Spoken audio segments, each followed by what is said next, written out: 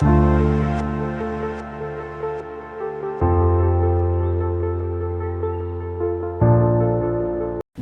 ada yang ngomong sains adalah mencari kebenaran, berarti dia nggak paham sains.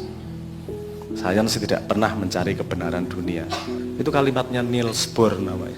Dia mengatakan di dunia fisika gini, apakah fisika mencari penjelasan tentang jagat raya? Oh tidak. Fisika itu mencari tahu apa yang bisa kita katakan tentang jagat raya. Ilmuwan-ilmuwan itu ya sufi jebul ya. Ilmuwan-ilmuwan itu ya sufi jebul ya. Ngeri ya.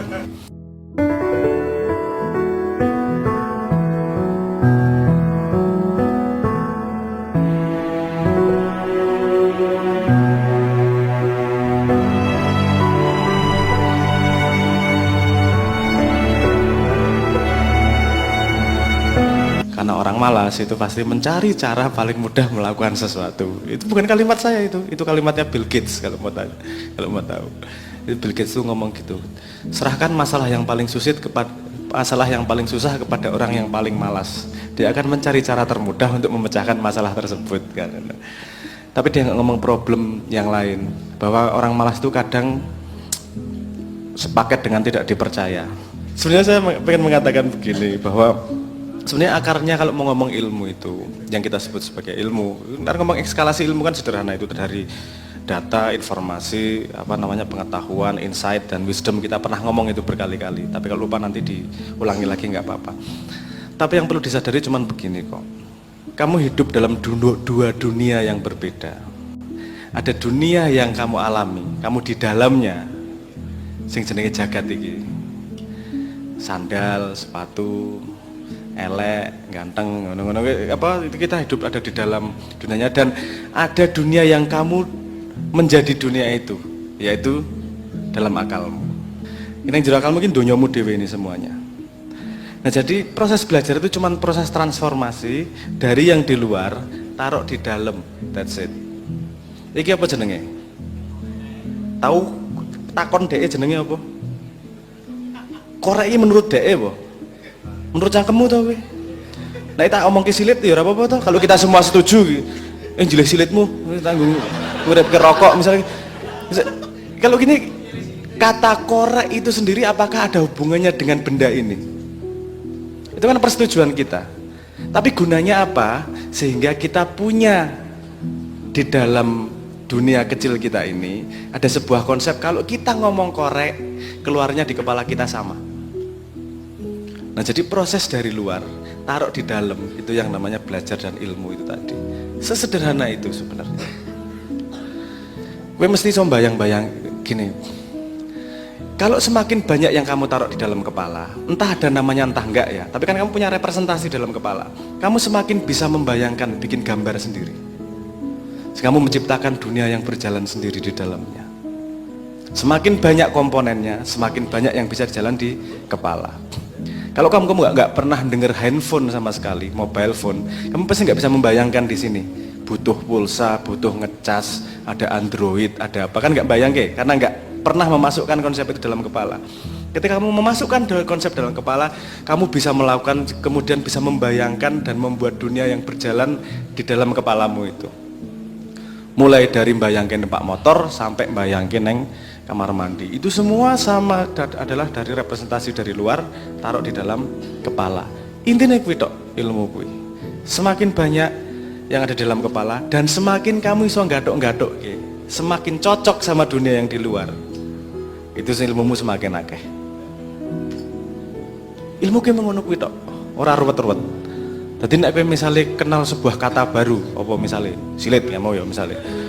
Terus kan kamu di dalam kepala nih kemudian oke, ada konsep itu kemudian dikembangkan. Gunane nggo ngopo ya? Dek punya efek apa ya? Mambu nek opo? Ngopo perlu dicewoki? Nek cewek nggo tangan-tangan apa kiwa? Wis duwe bayang kene. Sehingga representasi itu jadi sesuatu yang hidup di dalam kepala. Kalau dia cuman tidak hidup dalam kepala, dia cuman gudang, namanya bukan ilmu, namanya cuman repositori, namanya cuman gudang. Kamu mengumpulkan kayu nggak ada gunanya kalau tidak dibuat menjadi rumah, kan gitu kita ngomongnya dulu. Berarti semua representasi itu ada gunanya di kepala. Tok ubengke neng das tabrak-tabrake dan seterusnya. Kemudian kamu punya teori setelah nabrak ke dalam kepala. teori itu kemudian dicocokkan lagi dengan dunia luar.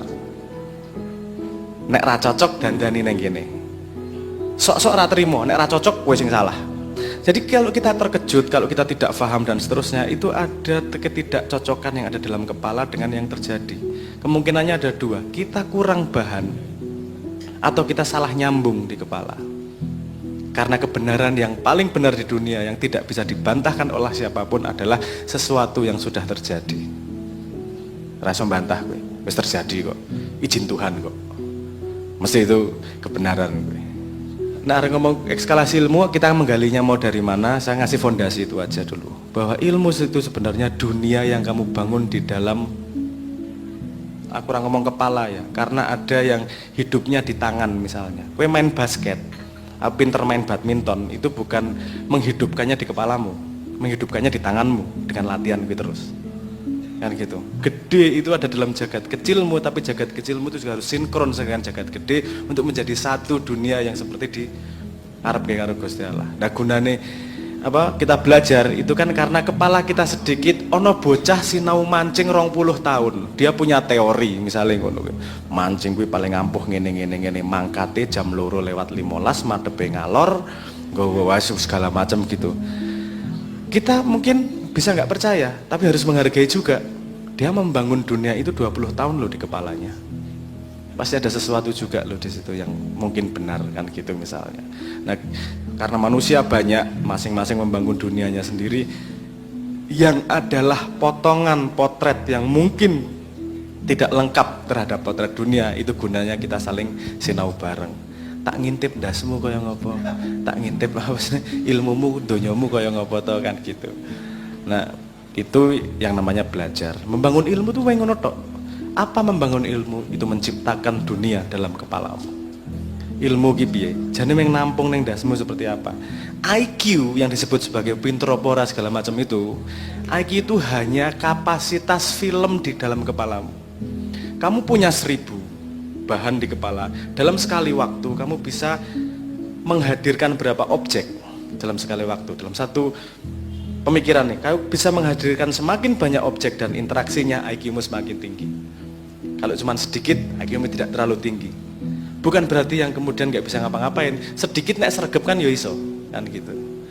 Nah, jadi saya pengen menyambungkan konsep paling sederhana, paling basic itu dulu, bahwa ilmu itu sebenarnya menciptakan dunia di kepalamu yang kita belajar dari dunia luar. Dunia di kepalamu tidak pernah membenarkan dunia di luar. Kalau ada yang ngomong sains adalah mencari kebenaran, berarti dia nggak paham sains. Sains tidak pernah mencari kebenaran dunia. Nek ra percaya, kudu kalimatku. Itu kalimatnya Niels Bohr namanya. Dia mengatakan di dunia fisika gini, apakah fisika mencari penjelasan tentang jagat raya? Oh tidak. Fisika itu mencari tahu apa yang bisa kita katakan tentang jagat raya. Ilmuwan-ilmuwanku ya sufi jebul ya. Ilmuwan-ilmuwanku ya sufi jebul ya. Ngeri ya. Ora sah ngaku sufi dalah neng apa senenge biut.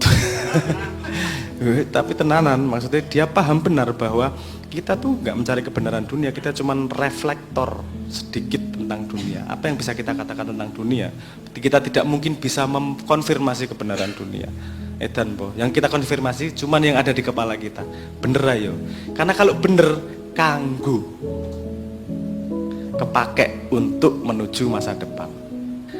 Tanya orang kimia, kalau nggak ada teori, jajal nyampur rano teori nih kan nggawe teh sing enak wis setengah mati kuwi. Ora ono ukuran pirang sendok ngono iki kowe gawe teh kira-kira hari ini karo sesuk iso beda kuwi. Tergantung mood. Gitu, kalau karena ada tolak ukur ada seperti itu, makanya kemudian bisa konsisten bikin teh yang enak misalnya seperti itu. Itu gunanya apa namanya? Ilmu dan teori itu tadi. Kalau kita punya ilmu, kemudian kita bisa melakukan sesuatu agar outputnya sesuai dengan yang kita harapkan. Makanya sebenarnya dia hanya membela yang sudah dia bangun bertahun-tahun. Padahal kalau dia mau objektif sedikit, dunianya justru akan malah semakin lengkap. Ciri-ciri Anda butuh untuk mengupdate dunia dalam kepalamu adalah keterkejutan, kekaguman, kecelek. Nah itu ciri-ciri. Kenapa? Itu hanya keluar kalau memang yang terjadi tidak sesuai dengan duniamu. Loh, cah iki kok tangannya telu. Nah, kan terkejut ya mesti. Karena kurang tidak ada dalam duniamu pernah mengalami ada orang tangannya 3 kan gitu. Sehingga kamu kudu ngupdate. Oke. Iki calana iki pria tapi kok pria. Ini jantan tapi kok mengandung ini. Gak pernah terjadi. Oh, tapi ada anomalinya. Oh, ngerti lah binatang yang mengandung lagu apa? Ya, kuda laut ki kuda duduk. Oh, setelah iwak ya duduk. Itu binatang paling aneh menurutku. Mengkaku ngene iki fit ngira fit awake obah sithik wae ra iso. Tapi itu juga harganya mahal juga, disebut sebagai apa? Tangkur naga. Nah, kalau di Indonesia kenapa tangkur? Ngerti tangkur lah gue? Ngerti? Orang ngerti? Oh, diupdate ya ilmumu ya. Mohon maaf, tangkur itu sepertinya kalau nggak salah artinya peler. Jadi tangkur naga gunanya kemudian katanya untuk bisa memperkuat tangkur-tangkur yang lemah seperti ini kalian. Misalnya, aku orang ngerti juga apakah itu benar atau tidak. Perlu dibuktikan teorinya dengan peta besarnya dulu, belum isinya, lapangannya dulu. Ada lapangan gede, ada lapangan kecil, kita tahu gunanya apa. Makanya kalau orang Jawa bilang ilmu kui kelakone kanthi laku. Karena kalau di dalam kepalamu tidak berguna untuk memprediksi masa depan, sehingga kamu bisa tahu berbuat apa yang paling tepat, ya dudu ilmu kui jenenge. Karena fungsi ilmu itu mengkui.